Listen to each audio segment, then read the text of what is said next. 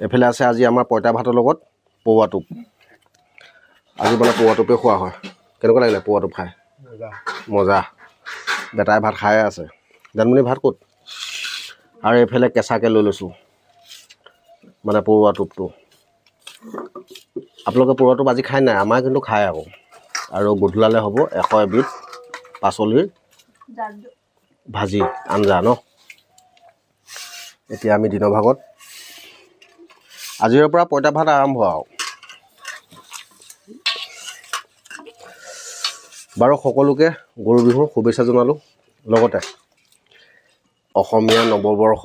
শুভেচ্ছা সকলোকে আজিৰ পৰা বিচনী মাৰি দিলে আমাৰ জানমণিয়ে মৰমতে ভাল লাগি গৈছে জান তেল অকণ দিয়া নাই ইয়াতে ভাতত তেল অকণ হ'লে ভাল লাগিব আজি মিঠাতেল বছ